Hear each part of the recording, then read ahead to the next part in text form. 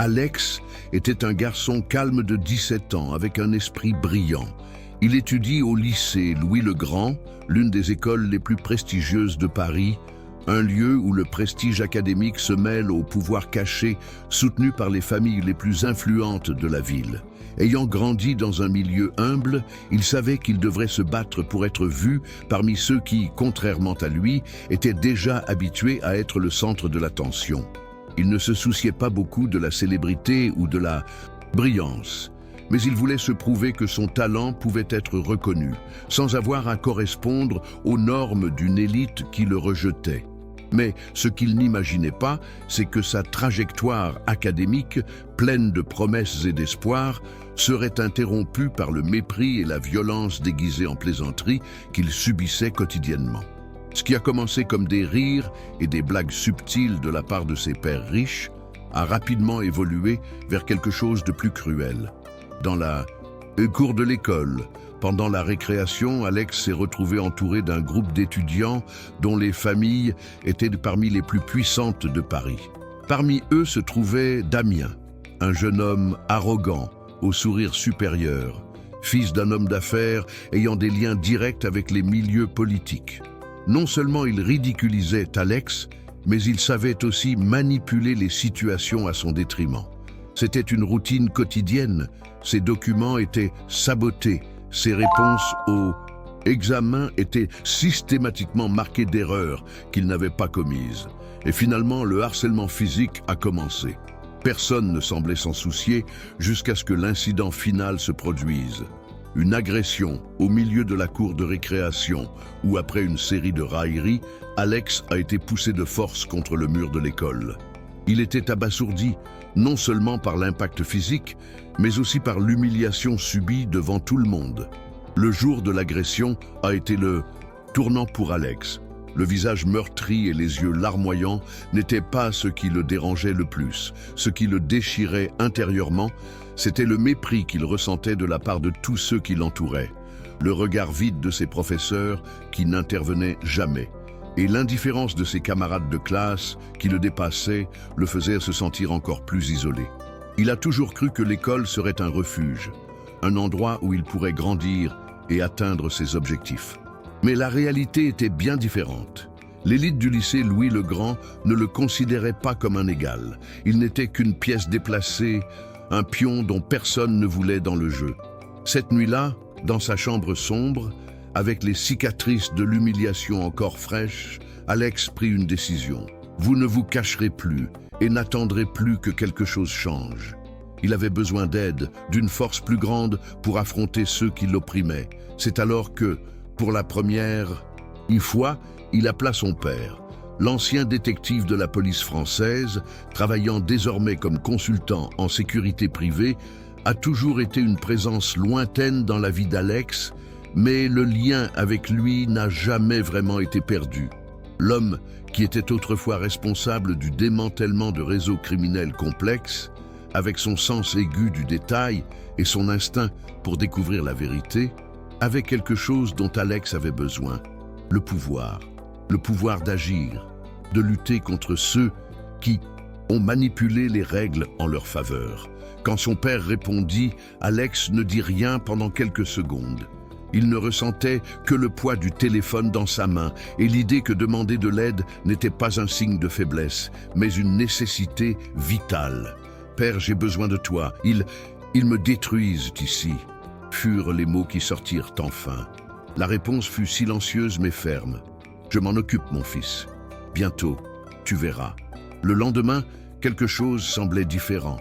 Alex ne savait pas exactement à quoi s'attendre, mais il ressentait un étrange sentiment d'anticipation dans l'air. Son père, toujours avec un plan bien structuré, avait dit qu'il venait à Paris. À son arrivée en ville, le changement était visible. Il n'était plus l'homme distant et froid dont Alex se souvenait de son enfance. Maintenant, il se comportait comme un maître stratège, avec un calme imperturbable et une présence qui semblait illuminer l'environnement qui l'entourait. La première rencontre a eut lieu dans un café discret près de la Tour Eiffel, à l'abri des regards indiscrets. Alex était nerveux, Mais son père s'est assuré de tout lui expliquer, des méthodes qu'il utilisait pour enquêter aux conséquences des actions qu'il s'apprêtait à entreprendre. On va leur donner une leçon, Alex, mais intelligemment, sans éveiller les soupçons. On va affronter les puissants avec leurs propres armes, dit son père, son regard perçant fixé sur son fils, comme s'il voyait déjà la suite. L'enquête a commencé dans l'ombre, comme une pièce d'échec déplacée avec précision. Son père, grâce à ses relations avec des personnalités influentes et à sa connaissance de la manière d'infiltrer des systèmes complexes, a commencé à recueillir des informations. Alex, qui était jusque-là une cible vulnérable, se retrouve désormais protégé par un réseau invisible de stratégies et de tactiques. Il a commencé à se rendre compte à quel point le système scolaire était corrompu jusqu'à la moelle. Manipulation, des notes, favoritisme envers les étudiants riches et même trafic d'influence en coulisses pour garantir que les meilleures opportunités soient offertes uniquement aux enfants d'hommes d'affaires et de politiciens. Pendant ce temps, les brutes qui l'avaient auparavant tourmenté n'avaient aucune idée qu'elles étaient surveillées. Les rôles étaient en train de tourner et Alex commençait à goûter à une vengeance qui n'était pas seulement personnelle, mais un symbole de résistance contre un système qu'il avait écrasé. Au fil des jours, l'atmosphère au lycée Louis-le-Grand devient de plus en plus tendue. Alex a remarqué que les professeurs, qui étaient auparavant indifférents, ont commencé à le regarder différemment. Il n'était plus l'étudiant silencieux et invisible, il devenait une présence notable, bien que discrète.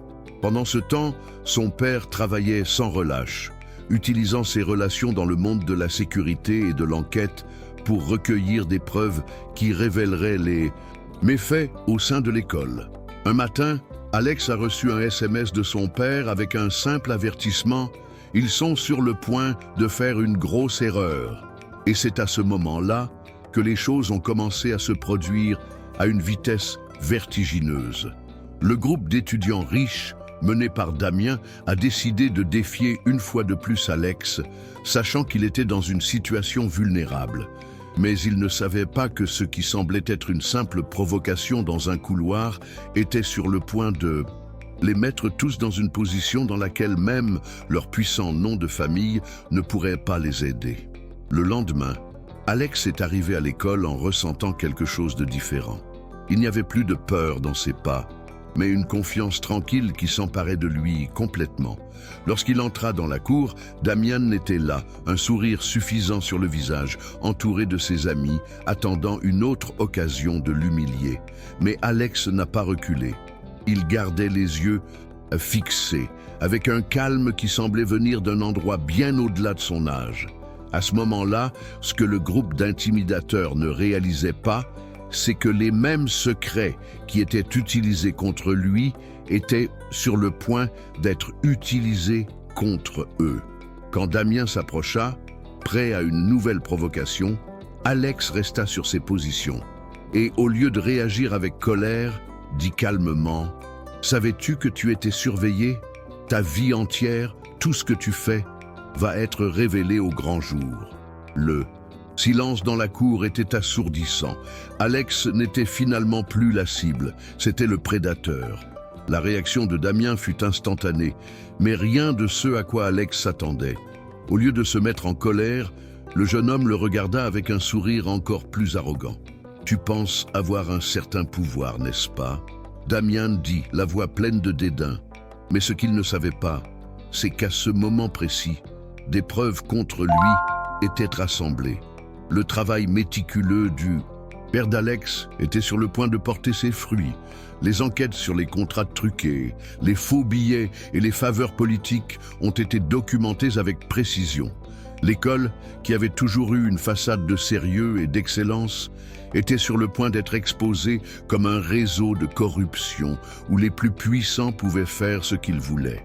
La peur, cependant, ne venait pas de ce qu'Alex avait entre les mains, mais de ce que son père avait préparé en coulisses. Les pièces du puzzle se mettaient en place, et avec le silence qui suivit le défi d'Alex, il sut que la situation était sur le point de changer irrévocablement. Cette nuit-là, Alex a reçu un message de son père qui disait simplement « Il est temps de leur montrer qui contrôle vraiment les règles. Le lendemain, pendant les cours, au moment où ils s'y attendaient le moins, une série de documents confidentiels ont été divulgués à l'école, anonymement bien sûr.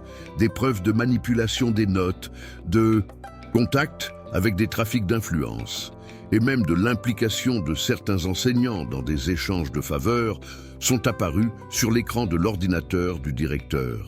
Le chaos s'est emparé des couloirs.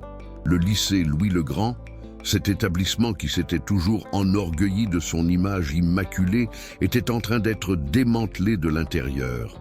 Et au milieu de tout cela, Alex regardait avec un sentiment croissant de puissance, non pas parce qu'il détruisait la vie des autres, mais parce qu'il voyait enfin les oppresseurs confrontés aux conséquences de leurs actes. Le chaos dans l'école s'est propagé comme une traînée de poudre.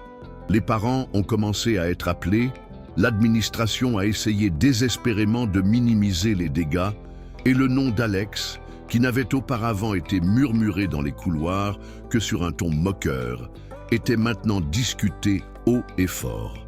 Il s'est rendu compte que quelque chose de fondamental avait changé.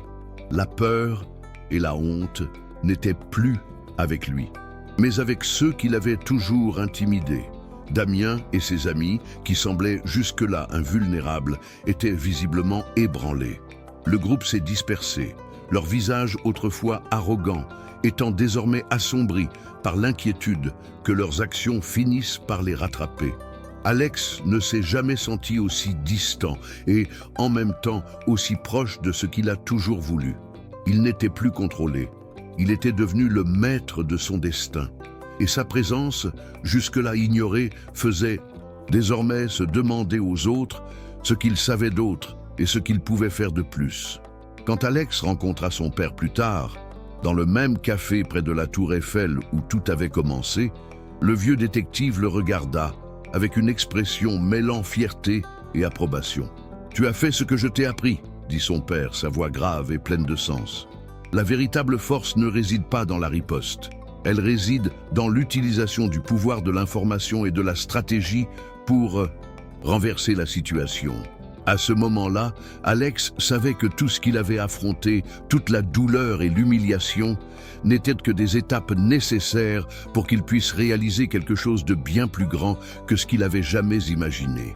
Il était devenu plus qu'un simple étudiant persécuté. Il était désormais un symbole de résistance, de quelqu'un qui, contre toute attente, avait brisé le système qui l'opprimait. Et tandis que le lycée Louis-le-Grand faisait face aux conséquences de ses erreurs, Alex se sentait plus libre que jamais.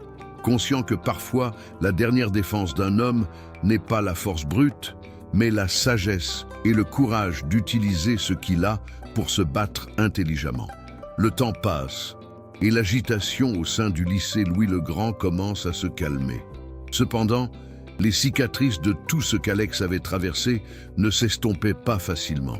Il savait que l'école ne serait plus jamais la même pour lui, ni lui pour elle. Quelque chose en lui avait changé pour toujours. Il n'était plus l'étudiant timide qui restait assis en silence pendant les cours ou celui qui restait assis seul à la cafétéria. Il est devenu une sorte de légende vivante parmi les étudiants, un symbole que le courage et l'intelligence peuvent renverser même les structures les plus puissantes. Damien, par exemple, n'a plus jamais osé regarder Alex dans les yeux. Le sourire arrogant qu'il arborait au cours des premières semaines de l'année scolaire avait disparu, remplacé par une expression de respect et peut-être même de peur. Ce qui avait autrefois semblé être une attaque personnelle contre Alex s'est avéré être une leçon amère pour tout le monde. Personne n'est au-dessus des lois. Cependant, le plus important pour Alex n'était pas le respect qu'il gagnait, c'est ce qu'il a appris sur lui-même. La bataille qu'il a menée, avec l'aide de son père, n'était pas seulement contre les brutes de l'école, mais contre le sentiment d'impuissance qui l'accompagnait toujours. Il avait surmonté la peur, l'humiliation et la solitude, et cela l'avait transformé d'une manière qu'il n'aurait jamais pu imaginer. Il a commencé à voir sa propre force d'une nouvelle manière. Ce n'était pas son physique qui impressionnait, ni la renommée qu'il pouvait acquérir. C'était l'esprit, la capacité de penser au-delà des obstacles et d'utiliser les ressources à votre disposition pour renverser la situation. Alex avait appris que souvent, la meilleure défense que l'on puisse avoir est la connaissance, la patience et la capacité de faire la bonne chose au bon moment. Au fil des mois, Alex est devenu plus qu'un simple élève respecté au lycée Louis-le-Grand. Il est devenu une référence pour les autres étudiants, en particulier pour ceux qui, comme lui, se sentaient autrefois petits ou invisibles. Il a commencé à s'impliquer dans des projets sociaux au sein de l'école, utilisant son expérience pour aider les autres à faire face aux défis qu'il avait surmontés. Soudain, il n'était plus cet étudiant qui voulait simplement passer inaperçu, mais quelqu'un qui défendait les autres. Quand il regarda le garçon qui était entré pour la première fois dans cette école, timide et effrayé, Alex pouvait à peine croire à quel point il avait changé. Mais la véritable transformation ne se résumait pas seulement à leurs actions. Elle était dans son âme, dans sa perception de lui-même et du monde qui l'entourait. Il savait qu'avec les bons outils et un esprit vif, il pourrait faire face à toute adversité qui se présenterait à lui. Pendant ce temps, son père, qui avait toujours été un observateur silencieux de son voyage, lui sourit enfin avec une expression de satisfaction. « Je savais que tu pouvais le faire », dit l'ancien détective, désormais plus mentor que jamais, avec un air de fierté qu'Alex n'oublierait jamais. Vous avez démontré que la véritable force ne réside pas dans la lutte contre le système par la violence. Elle réside dans l'utilisation de votre intelligence et de votre courage pour faire changer les choses. Et alors que les défis au sein du lycée Louis-le-Grand commençaient à s'estomper, Alex savait que sa véritable bataille ne faisait que commencer. Il ne serait plus cet étudiant qui se cachait dans l'ombre du pouvoir. Il était prêt à conquérir le monde, armé de la sagesse acquise, de l'expérience du combat et d'une confiance renouvelée en sa propre capacité à changer le cours de sa vie et de celle des autres. Autour de lui, Alex savait qu'il ne pouvait pas revenir en arrière. À partir de ce moment, chaque pas qu'il ferait serait différent, plus ferme et plus conscient. Le lycée Louis-le-Grand, avec toute sa gloire et sa puissance, n'était plus un symbole d'oppression, mais un terrain où elle pouvait véritablement s'épanouir. Il était déterminé à utiliser ce qu'il avait appris pour être plus qu'un simple étudiant. Je voulais montrer au monde que même les plus vulnérables, même ceux qui semblent être en marge, ont le pouvoir de changer le récit de leur propre vie. Le père d'Alex, fort de son expérience dans le démantèlement d'empires de corruption, lui avait donné un outil puissant, la confiance en soi et la capacité de se battre intelligemment. Mais, plus important encore, il avait montré à Alex la valeur de la justice et de l'équilibre, de se battre pour ce en quoi on croit sans jamais perdre son éthique ou son humanité. Lorsqu'Alex a finalement obtenu son diplôme du lycée Louis-le-Grand, il n'était pas un simple élève. Il était un symbole de résistance, de force silencieuse, qui ne dépendait pas de famille puissante, ni de l'argent pour conquérir sa place au soleil. Il savait transformer la douleur en apprentissage, et surtout en victoire. Ce jour-là, alors qu'il quittait l'école pour commencer un nouveau chapitre de sa vie, Alex ressentit un sentiment de paix qu'il n'aurait jamais imaginé pouvoir atteindre.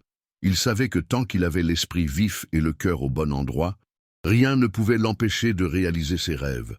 Le véritable pouvoir était en lui depuis toujours, et il avait appris à l'utiliser. Son parcours, qui semblait autrefois marqué par l'humiliation et la peur, était désormais défini par la force qu'il avait cultivée. Et si cette histoire t'a touché, n'oublie pas de liker la vidéo. Dis-moi en commentaire ce que tu as ressenti. Je lis tout, vraiment. Abonne-toi à la chaîne pour ne pas manquer les prochaines histoires. Et surtout, partage cette vidéo avec quelqu'un qui en a besoin aujourd'hui. Ici, dans Histoire de vie, chaque témoignage est une lumière. Et ensemble, nous formons les gardiens de l'histoire. À très bientôt pour une nouvelle histoire.